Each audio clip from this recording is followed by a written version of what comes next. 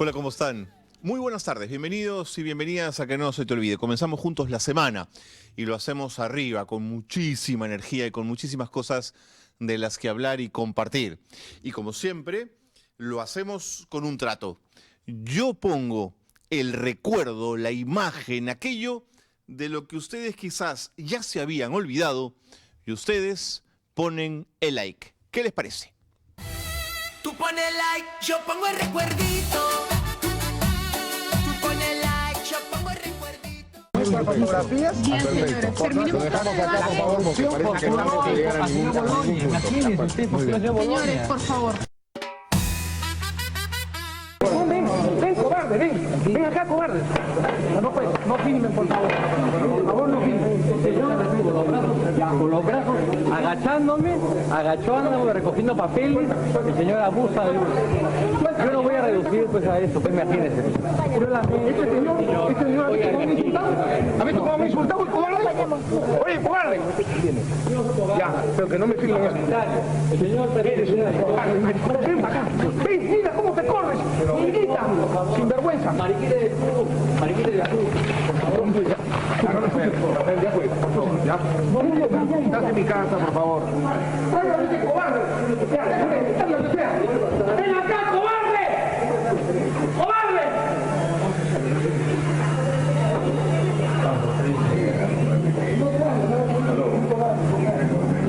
¡Ven, maricón! ¡Cobarde!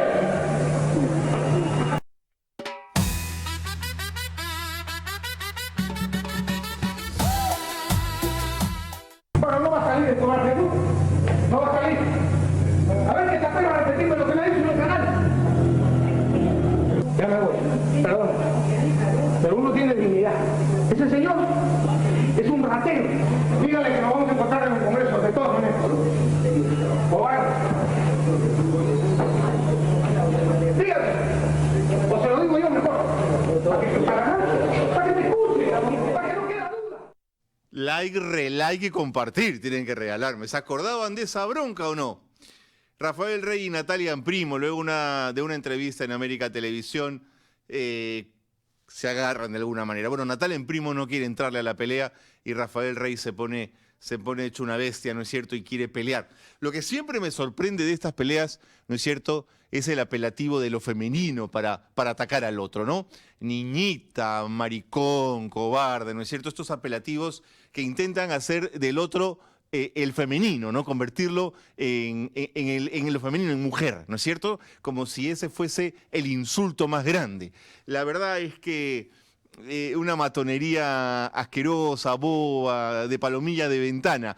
Esta es una bronca que quedó marcada en la televisión y que yo he querido de alguna manera traerla como para recordar y junto a ustedes recordar esta imagen paupérrima, boba, ¿no es cierto?, de estos palomillas de ventana que intentaban de alguna manera agarrarse a golpes, cuando años después, además, por supuesto, quedó en nada, y bien que han hecho programas de televisión, comentarios, y participaron además en programas políticos. Pero en fin, queríamos compartir el día de hoy este recuerdito. No se olviden entonces de dejar su recontra like y su compartir en este comentario, en este recuerdo que les dejo el día de hoy.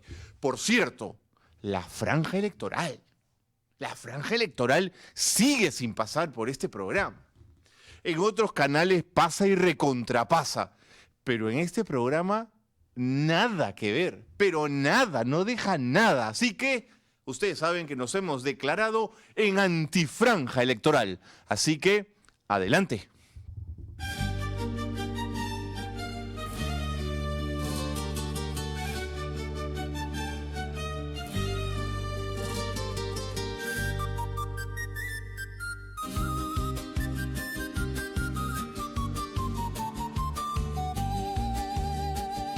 Arriba los pobres del Perú, en pie los excluidos sin pan. Alcémonos todos al grito, viva la revolución. Removamos todas las cadenas que atan al pueblo trabajador. Cambiemos el mundo de base, hundiendo al imperio. imperio opresor. Agrupémonos todos en la lucha final. Y se alzan los pueblos con Hernando de Soto. Agrupémonos todos en la lucha final. Y se alzan los pueblos con valor por la nueva libertad. El día que el triunfo alcancemos, ni dueños ni siervos habrá. Los odios que al Perú envenenan, al punto se extinguirán. Hernando de Soto, faro eterno, abraza el socialismo peruano, guía a las masas con su luz hacia un horizonte de esperanza. Agrupémonos todos en la lucha final.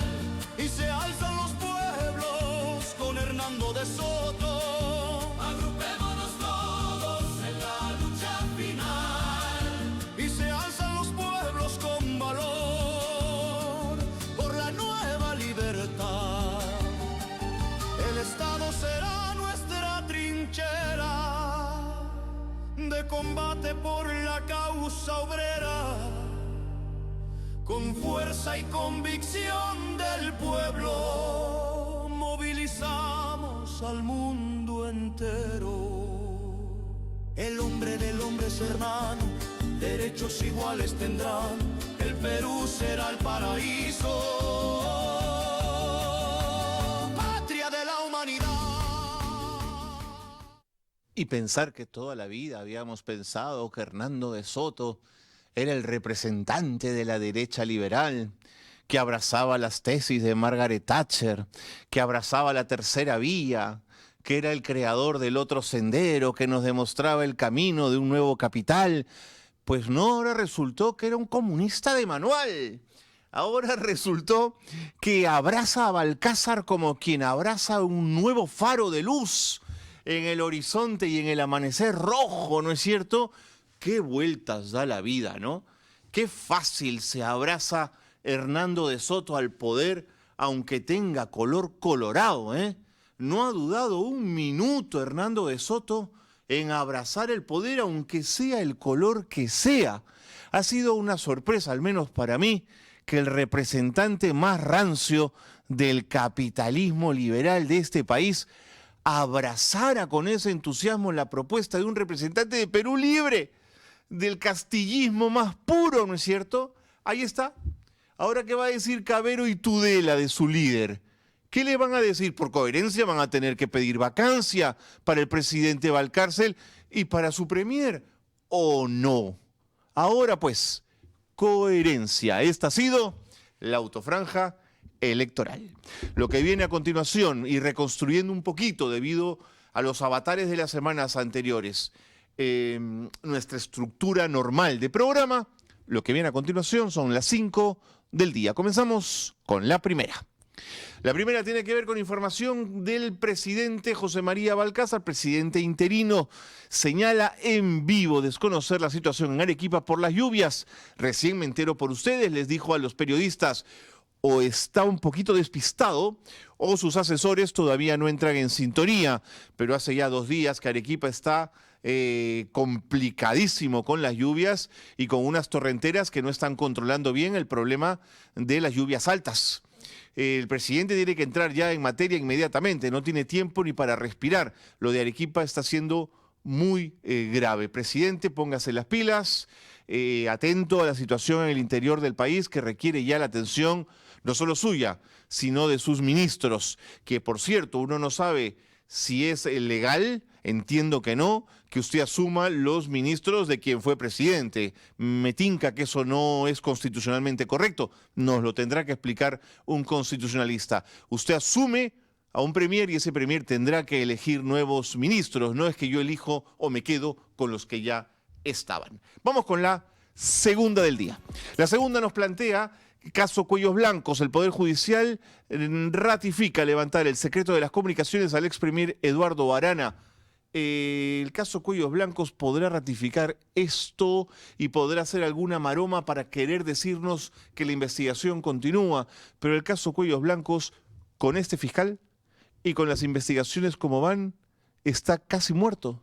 Está casi muerto. Si alguien tiene alguna esperanza que el caso Cuellos Blancos pueda dar algún resultado positivo a nivel de las investigaciones, la verdad que peca de ingenuo, me parece a mí. Tengo la sensación que el caso Cuellos Blancos, con Aladino Gálvez a la cabeza, poco va a ofrecer.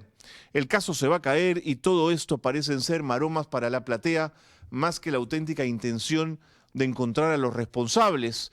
No soy de hacer apuestas, pero si me lo preguntan a mí, este caso hace rato que ya está muerto. Vamos con la tercera, que está este mediodía, nos habla de 4 familias de oficiales de la FAP que perecieron en accidente de helicóptero. Ha sido una tragedia lo que ha ocurrido con este helicóptero de la FAP que cayó a tierra el día de ayer. Lamentablemente han fallecido familias e incluso menores que iban en esta nave.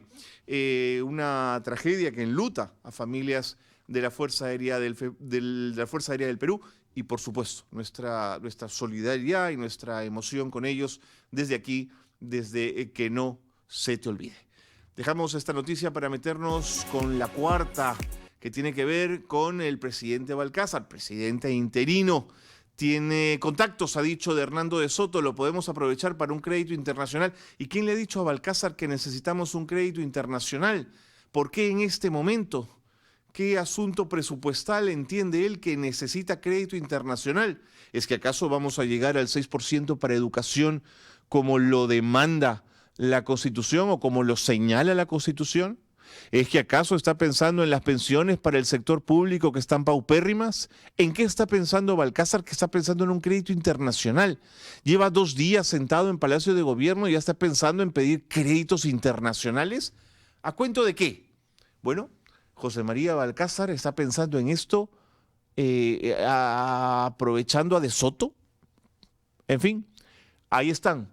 Es la nota que recoge el diario La República y que para nosotros es la cuarta más importante del día. Vamos con la quinta para cerrar la secuencia. Juzgado Supremo de Investigación Preparatoria programa para el miércoles 25 de febrero. Atención, a las 3 de la tarde, audiencia de prolongación de prisión preventiva. Se quiere que Castillo esté más tiempo en preventiva, ¿no es cierto?, para poder continuar con las investigaciones. En fin, la preventiva siempre es importante en determinados casos, caso de fuga, por ejemplo, o caso que se vaya a alterar el proceso judicial. Pero también es verdad, y esa es una vieja discusión, las personas no pueden estar permanentemente en preventiva. ¿Qué pasa? No sé si en el caso de Castillo de Terrones lo es, pero ¿qué pasa si las personas son inocentes y se han comido 3 años de preventiva? Es una barbaridad, ¿no es cierto? Bueno, habrá audiencia en relación a este caso. Estas han sido las 5 del día. Y lo que viene a continuación, siempre como el tema fuerte del programa, el nudo del programa, es el dato que te faltaba. Muy bien, como ustedes saben, el Tribunal Constitucional ha decidido, por un tema procesal, darle la libertad al general en situación de retiro, Daniel Urresti. El general Daniel Urresti, por decisión del Poder Judicial, había sido condenado por el delito de asesinato a 12 años de cárcel. Esta había sido una decisión del Poder Judicial. Pero a veces, entre tanta noticia, el caso Bustíos puede no ser comprendido o puede que nos perdamos algunas partes o que hayamos algún detalle se nos haya pasado. ¿Qué les parece si en este programa donde hacemos memoria y donde intentamos un poco armar las piezas del rompecabezas, armamos el caso Bustíos? Lo recomponemos. Y por supuesto, desde el comienzo hasta llegar al final, a la libertad dada por el Tribunal Constitucional al general en situación de retiro, Daniel Urresti. Para ello voy a presentarles inmediatamente a nuestros invitados que nos acompañan a través del Zoom. Por un lado está Charmelí Bustíos, hija de Hugo Bustíos. Con ella, por supuesto, vamos a conversar la parte humana, lo que significa perder a un padre y vivir aspirando y anhelando justicia, y ver a tu madre dedicada su vida a ese afán. Charmely, ¿cómo estás? Bienvenida, gracias por estar con nosotros. Muchísimas gracias, Carlos, muy amable por este espacio que me brindas para levantar mi voz a nombre de mi familia, mis hermanos, que somos quienes somos en este momento, quienes hemos tomado la batuta para seguir adelante en esta larga lucha por hallar justicia en el asesinato de mi padre. De manera pues que valoro mucho y quedo atenta a lo que quieran saber. Excelente. Charmely, para la parte jurídica, para la parte más del caso mismo, yo quiero agradecer la presencia del doctor Carlos Rivera, abogado del IDL, y un hombre que nadie puede poner en duda su compromiso con la vida y con los derechos humanos. Doctor Rivera, siempre es un gusto conversar con usted. Bienvenido. Y de igual manera, Carlos, de verdad, es un gusto de conversar contigo. Las circunstancias no es la mejor, pero sí es un gusto conversar contigo, y también con Charmely, con quien estamos comprometidos en una batalla para restablecer la justicia, ¿no? En el caso de su padre, asesinado hace más de 4 décadas en la localidad de Huanta. De acuerdo.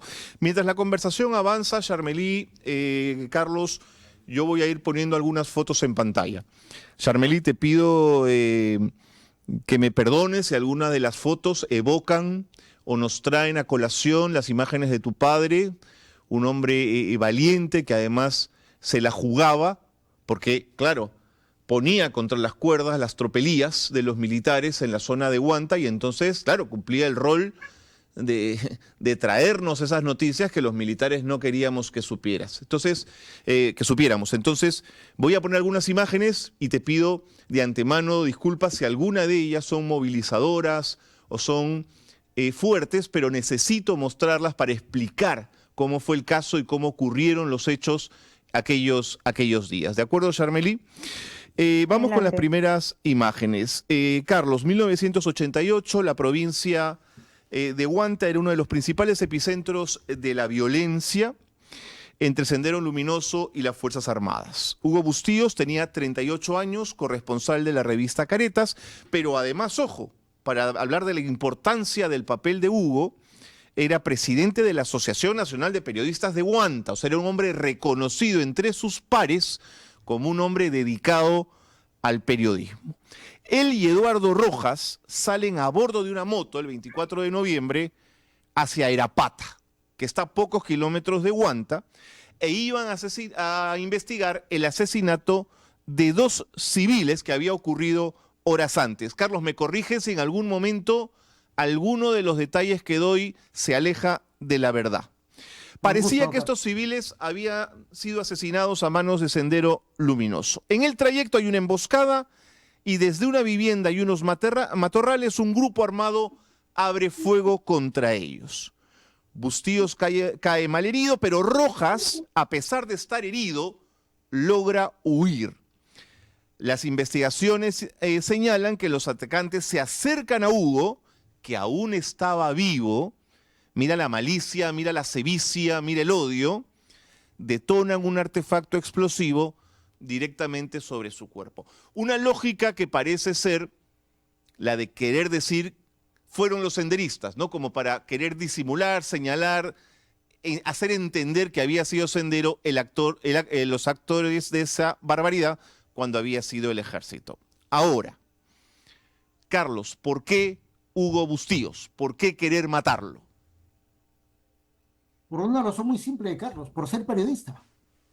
Esa es una de las circunstancias más graves de este crimen. No tanto, o también, la forma particularmente cruel de cometer un acto delictivo, el asesinato de una persona, armas de fuego, ¿no es cierto?, explosivos, con una circunstancia de absoluta ventaja sobre la víctima, sino que el móvil del crimen es que Bustíos era un periodista, y Bustíos durante el año 88 y tiempo antes, venía informando de manera constante, de manera persistente, los crímenes que tanto Sendero Luminoso como la Fuerza Armada venían desarrollando y ejecutando en la zona de influencia de la base militar de Castropampa, en la provincia de Huanta. Esa es la razón. Y por lo tanto, se convierte en una suerte de doble hecho criminal sobre la vida e integridad de Bustíos y de Jenny Rojas, sino también sobre la libertad de información. El mensaje que lanza un crimen de esta naturaleza es terrible, ¿no? Es simplemente terrible, es devastador sobre lo que ahora se considera que es una pieza fundamental de una sociedad democrática, que es justamente la capacidad de informar en las peores circunstancias, como lo venía haciendo Hugo Bustíos, en una zona de guerra, en una zona de conflicto armado y en una zona bajo control militar. Eso es lo que te puedo responder en este momento. De acuerdo. ¿Por qué y cómo Charmelí se salva a Eduardo? ¿Cómo consigue salvarse él? Eduardo Rojas, mi padre iba adelante y Eduardo Rojas iba detrás. Entonces, quien recibe los mayores impactos de bala es mi padre, y Eduardo recibe otros impactos y le protege no solamente mi padre que estaba adelante, sino también las cámaras fotográficas que cargaba Eduardo. Eduardo llegó a recibir 3 impactos de bala. Al caer la moto, mi padre hace un gesto impresionante y conmovedor, porque le dice a Eduardo que corra y que no se deje matar, y quien reconoce desde el primer momento que eran militares era mi padre, porque le dice: no te dejes matar, estos no son de Sendero, son militares. Entonces, quien reconoce a los militares como primera reacción es mi padre, e invoca a que Eduardo Rojas huya, y Eduardo Rojas logra huir, y en zigzag, digamos, pues según la narración de los testigos, y logra escapar del lugar de los hechos, y en eso él voltea y le cae una granada a mi padre, un explosivo que literalmente lo silencia y despedaza una gran parte de su cuerpo, ¿no? Entonces ahí se ve el grado de maldad, el grado de alevosía, ventaja y de crueldad con que fue asesinado mi padre. Mi padre era un periodista, y cayó cayó cuando estaba en pleno ejercicio de su deber, periodista, desde un lugar que estaba viviendo la peor época en el sentido debido a la violencia. Entonces, cuando analicemos el caso Bustíos, no olvidemos el contexto. Es importante porque no es un delito común, no es que mi padre salió y lo mataron, no. Claro. Hubo toda una planificación, hubo toda una especie de una planificación para que fuese asesinado. De acuerdo. Entonces, este tipo de situaciones o este tipo de crímenes no puede pasar pues por encima de, ¿cómo se dice?, estrategias legales que ahora nos confrontan nuevamente de manera dolorosa, sobre todo a nosotros la familia, porque mi padre era un periodista. Vamos a llegar a ello. Vamos a llegar al tema de las estrategias legales. No quiero que me gane el tiempo. Carlos, ¿cómo funciona la parte legal inmediatamente? ¿Qué fiscalía toma el caso y cómo comienza a evolucionar la parte legal? Mira, como ocurrieron en muchas circunstancias, en muchos hechos, son los fiscales provinciales de Huanta y Ayacucho los que toman conocimiento de los hechos y avanzan algo en el curso de las investigaciones. Pero a la vez se inicia una investigación también en el Fuero Militar, claro. ¿cierto?, que determina una suerte de sustracción de competencias.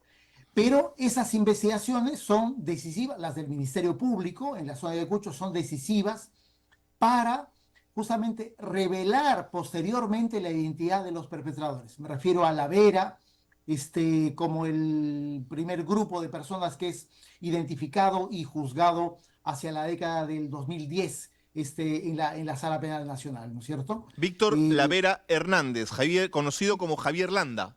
Exactamente, Víctor La Vera Hernández, que era el comandante de la base contrasubversiva de Castropampa. Así es. ¿Ok? Él es el que asume el mando, el que emite las órdenes, y debajo de él, siendo una base contrasubversiva, un batallón contrasubversivo, tiene un Estado Mayor, un pequeño Estado Mayor. Uno de los integrantes de ese pequeño Estado Mayor es el entonces capitán Daniel Urresti Helera, como S2, es decir, como el oficial de la sección de inteligencia del batallón contrasubversivo. Esa es la forma como más o menos se va organizando en términos de la estructura militar de ese entonces, ¿no? Carlos, Lo que se perdóname, identifica pero también primero es al también hay jefe. un capitán Amador Vidal, alias Ojos de También. Gato. Exactamente, sí, efectivamente, es uno de los otros identificados. Ok, Me parece que él era el encargado de operaciones del batallón de acuerdo. contrasubversivo. Por lo tanto, se va identificando a los jefes del batallón contrasubversivo, ¿no? Hay un primer juicio y hay una primera determinación de responsabilidad, el año 2012-2013, que involucra justamente a Vidal, Sanbento y La Vera Hernández. Es una sentencia del Poder Judicial que luego también es confirmada por la propia Corte Suprema de Justicia, ¿no? Y posteriormente, ¿no es cierto?, hay una información que proviene de los propios elementos militares que dan cuenta que en el curso de la operación contra el periodista Bustíos se ha producido la intervención de otras personas.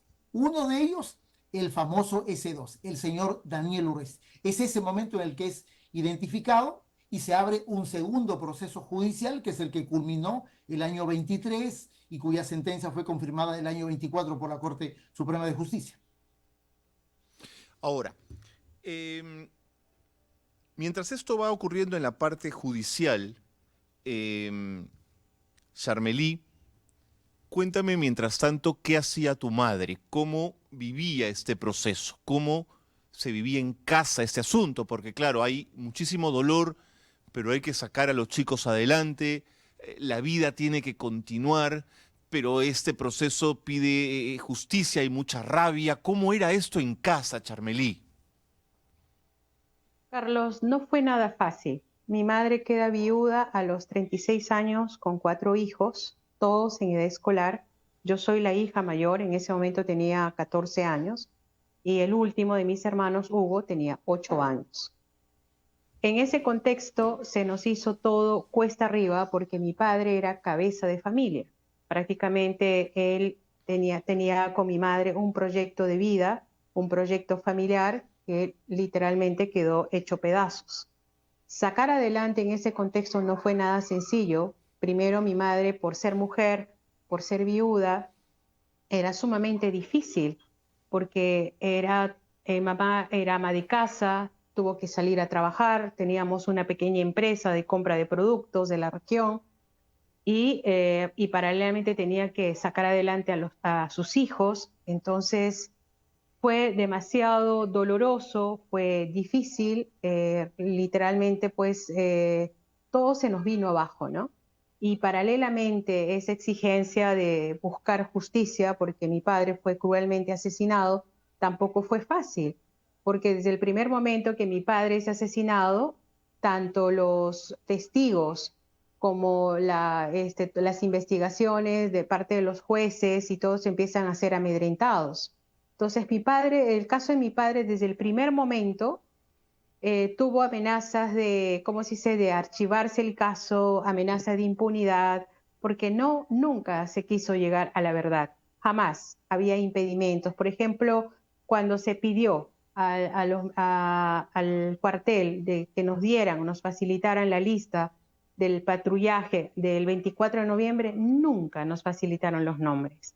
Nosotros logramos saber la identidad de los responsables del asesinato de mi padre es por una investigación de la revista Caretas, que logra identificar. A todas estas, los militares en las zonas de emergencia actuaban con seudónimos, Claro, nunca hay que olvidar eso tampoco. claro.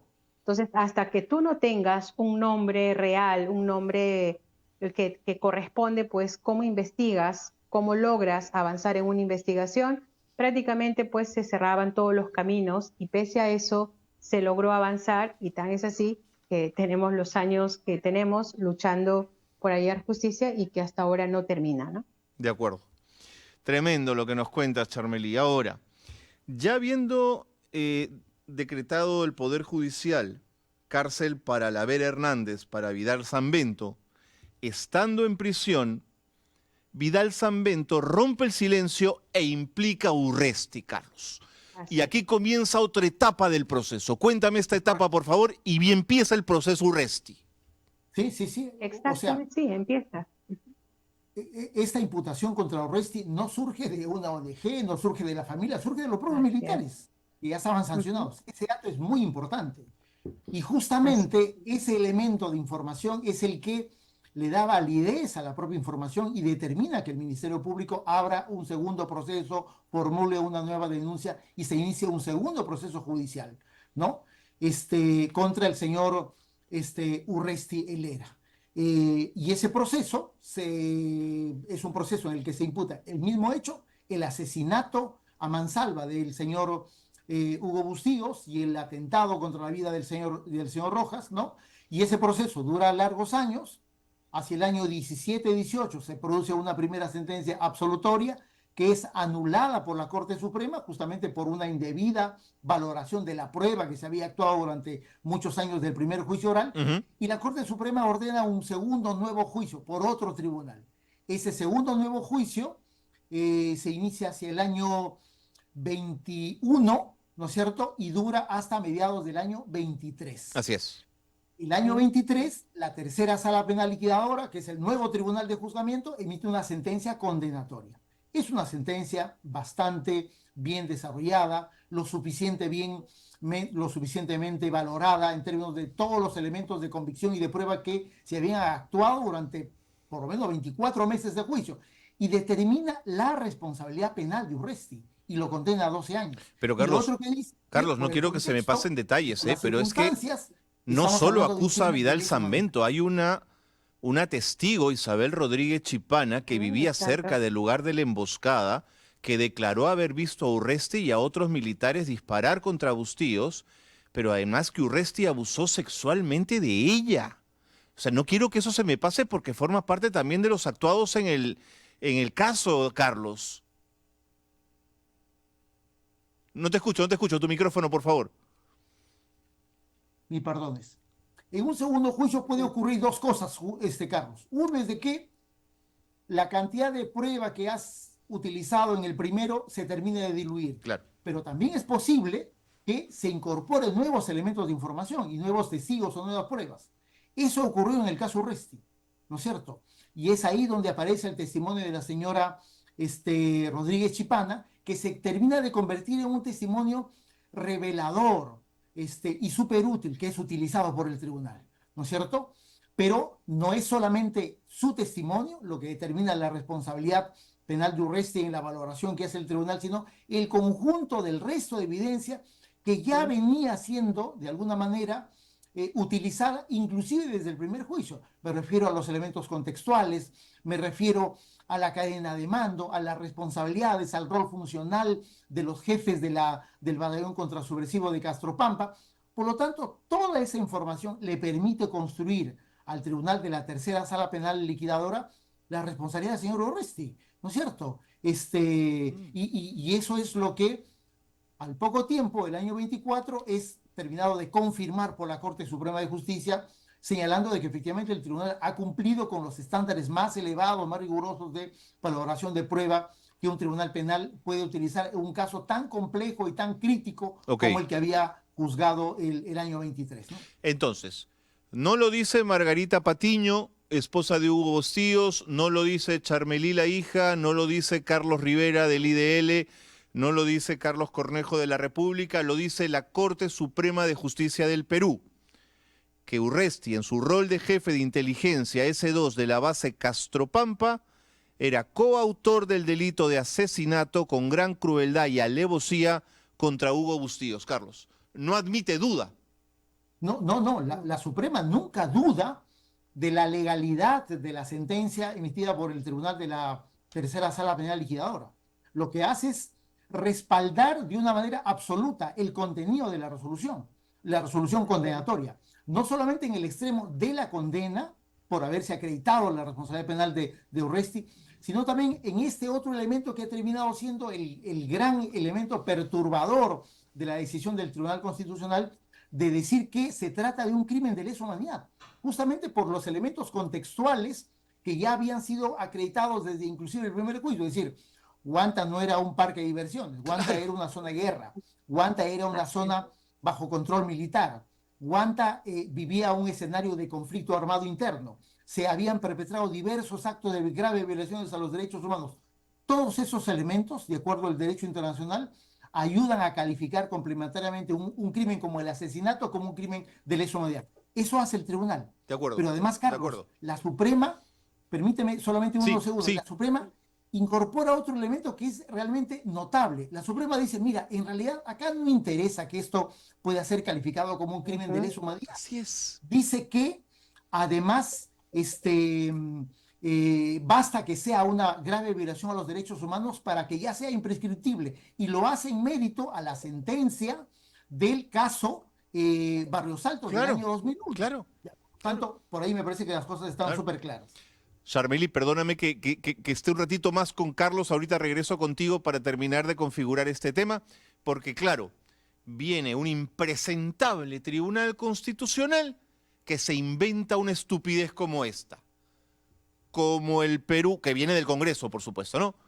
Como el Perú no había firmado en 1988 el Estatuto de Roma, ¿no es cierto? Entonces no aplica la prescripción de los casos de derechos humanos anteriores a la firma del Tratado de Roma, Carlos. Cuando los juicios de Nuremberg, por favor, y todos los tratados internacionales en materia de derechos humanos, y hablaban de que los delitos de derechos humanos no prescriben. ¿Tú me puedes decir qué tipo de jueces son esos? Mira, yo creo que son más que jueces políticos, ¿no? Están simplemente refrendando y validando la agenda política del Congreso de la República. Y por eso, Carlos... Y la de Fernando Rospigliosi, dicho sea de paso. Exactamente. Y por eso la sentencia que hemos leído el día viernes tiene algunos problemas muy serios de legalidad, ¿no es cierto?, en la forma como ha sido construida. Un primer asunto que te diría, la sentencia parte de una premisa falsa. Esa premisa falsa es que dice que Urresti ha sido condenado sobre la base del artículo 7 del Estatuto de Roma. Eso es falso. Falso. Basta leer la sentencia para concluir en la parte del fallo que él está condenado sobre el artículo 152 del Código Penal del año 1924. Así es. Y si bien es cierto, se menciona el artículo 7 en la fundamentación de por qué se considera algunos hechos como crimen de lesa humanidad, pero en realidad todas las sentencias, o la mayoría de sentencias en el Perú, mencionan ese artículo. ¿Por qué razón? Porque el Estatuto de Roma es un punto importante en el desarrollo del derecho penal internacional, porque es el primer momento en el que se positiviza, se tipifica los delitos de lesa humanidad. Pero el tribunal no está diciendo, lo estoy condenando por ese artículo. Por lo tanto, simplemente grosero lo que hace el TC.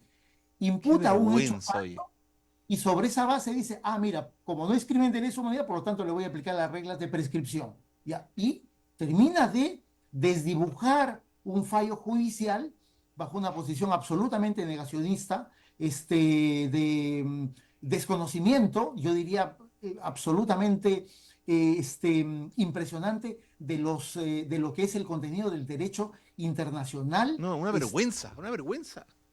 Es vergonzoso, es vergonzoso. Charmely. Pero además, Carlos, hay otro asunto que creo que es, no sé si más grave. En diciembre, el TC resolvió esta acción de inconstitucionalidad que supuestamente dijo que la ley 32.107 era constitucional. De acuerdo. Tengo mis reparos de que eso sea así, por una declaración de la propia señora Pacheco.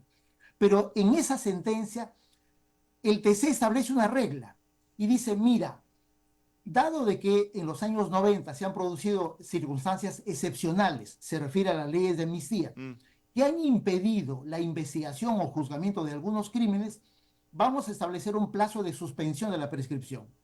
Ese plazo de suspensión, dice el TC, va a durar hasta enero del 2002, cuando el Fuero Militar emite resoluciones anulando todas las decisiones que habían favorecido a los militares. Por lo tanto, todos estábamos considerando que esa era una regla del TC. Ahora se desmarca de esa regla y dice que no, que esa regla ya no se aplica en el caso Urresti. Tremendo. ¿No? O sea, Carlos, de verdad... nos queda poquísimo tiempo, pero ha sido sumamente claro. Charmely, me tengo que ir, pero quiero decirte una cosa. Pienso en Margarita, pienso en tu madre, pienso en ustedes y digo, es como volver a empezar, es como tener que empezar de nuevo toda la lucha, es como ser revictimizado de nuevo, es como otra vez tener que seguir bregando en algo que uno podía haber sentido que ya había terminado, Charmely. Sí. Literalmente, Carlos, nosotros, hay algo que nos duele, es que literalmente no nos dejan vivir en paz. Nosotros como familia tenemos todo el derecho de cerrar nuestro duelo, pero con estos actos de injusticia, de impunidad, de toda esta vergüenza que se viene viviendo en nuestro país, de toda esta nube gris que realmente oscurece nuestro futuro, es doloroso tener que estar enfrentando nuevamente este tipo de situaciones ilegales, inconstitucionales, y que no haya así, ni siquiera un ápice de reconocimiento a la familia, a su lucha, y esto es un gran retroceso. Mi familia mi familia logra justicia 34 años después, Carlos. 34 años después. Y nuevamente este año se van a cumplir 38 años del asesinato de mi padre. ¿Cuánto más nos van a castigar o torturar o seguir abriendo nuestra herida? ¿Cuánto más tenemos que soportar? Si la sentencia es contundente, si la sentencia ha sido reconfirmada, si la sentencia está ahí. Estamos hablando de una sentencia, Carlos, de más de 300 páginas. No es una sentencia de 2 páginas, no, de más de 326 páginas que están debidamente argumentadas, los testigos. Hemos estado prácticamente 7 años y medio de juicio, en donde el señor Urresti ha tenido derecho a la defensa, derecho a los testigos que él ha presentado, derecho a todo. Y se le ha comprobado su participación en el asesinato de mi padre. Clarísimo. Y de verdad vivir este pronunciamiento del TC, que es una vergüenza. Bajo unas cosas, tecnicismos legales de que si prescribió o no prescribió. Cada vez que me hablan de prescripción, a mí de verdad se rompe el corazón, se quiebre el alma, porque nosotros también los familiares quisiéramos que también prescribiera el dolor, pero no es así. Eso difiere totalmente del dolor, de los temas legales. Para el caso legal, mi padre es un caso más. Para nosotros es nuestro padre, nuestro soporte, nuestro maestro, nuestro guía. Entonces, y todavía conocemos ese veredicto, esa sentencia, cuando es cumpleaños de mi padre, 20 de febrero, cumpleaños en un día que estábamos muy movidos, y de pronto nos llega eso. ¿Y qué pasó acá? Ni siquiera tenemos derecho a estar con nuestros recuerdos, con todo esto, porque mi padre nos dejó pequeños. Entonces nos han privado de él 38 años que pudimos hacer toda una vida, pero no lo tenemos. La última foto de mi padre es cuando éramos pequeños, cuando éramos niños, tenía 14 años y mi último hermano tenía 8 años. Entonces, cuando se despoja del lado humano, pierde todo sentido, y ahí se pierde absolutamente todo, ¿no? Charmely, solamente puedo decir que te mando un abrazo. Un beso para ti y para tu Muchas familia. gracias. Y nuestra emoción Gracias, y nuestro compromiso desde aquí para estar siempre junto a ustedes, ¿de acuerdo? Siempre contigo Muchas y con gracias, todas las Carlos. víctimas del conflicto armado interno. Muchísimas gracias por habernos acompañado. Gracias, de Muchas verdad. gracias, Carlos. Y Gracias, Carlos, también por gracias. habernos acompañado. Un abrazo. Gracias. Ya lo vieron. Ya lo vieron. Clarito. Lo que viene a continuación es hacerle un homenaje a los que consideramos que son los nuestros. Que no se te olvide celebrar a los nuestros. De Trujillo alto al mundo, la voz que no se calla. René tirando rimas que rompen la muralla. Un 23 de febrero, la isla te vio nacer. Con letra de trinchera y la fuerza del ayer. Cambiaste la trova mansa por un rap de resistencia. Cortando injusticia, despertando la conciencia. Desde el barrio hasta la plaza, tu verbo es un volcán que incomoda a los de traje y al que esconde su afán. Calle 13 fue la escuela, la calle tu universidad. Escribiendo la memoria de toda una hermandad. Hoy brindamos por tus años, por pluma de aguardiente. Por ser el eco vivo del dolor de nuestra gente. Que no se apague el fuego ni el tambor de tu leyón. Sigue escupiendo verdad después de la rebelión. Feliz cumpleaños, René.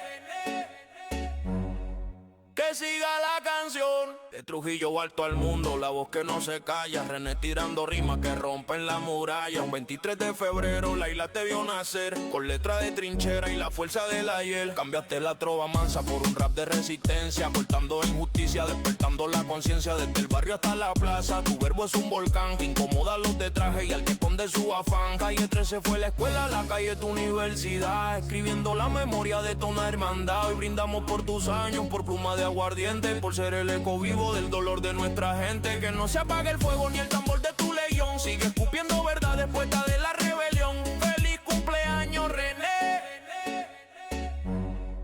Que siga la canción. Hoy es cumpleaños de René Pérez, de Residente, de Calle 13, ¿no es cierto? Que claro, evidentemente no es de los nuestros en el sentido que no es del Perú, pero es latinoamericano y cómo no va a ser de los nuestros si tiene ese compromiso tan grande con la tierra grande, ¿no es cierto? Y además con la lucha de los que menos tienen, con la lucha por la desigualdad de esta tierra. Residente tiene un compromiso a través de sus letras y de su música y de sus mensajes con los desposeídos.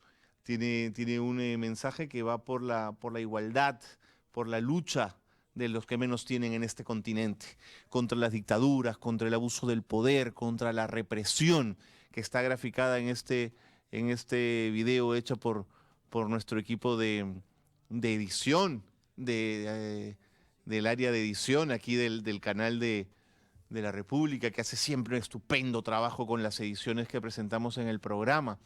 Es eso, ¿no? Es la voz de un pueblo que además se siente en lo joven representado por él, por sus letras, por su música, que además te espeta en la cara, ¿no? Es como que te escupiera verdades cada vez que cante, cada vez que se presenta. Yo creo que es una voz joven y es una voz autorizada para decirle al poder, para decirle a los gobernantes, para decirle a esa derecha chorada y bruta que hay un colectivo joven que quiere respuestas y que quiere trabajar en paz y en comunidad y con otros valores y no con la codicia del mercado. Y creo que Residente lo hace con su estilo, caray, con un estilo valioso, potente, agresivo, que a mí me gusta, me parece bueno, me parece valiente.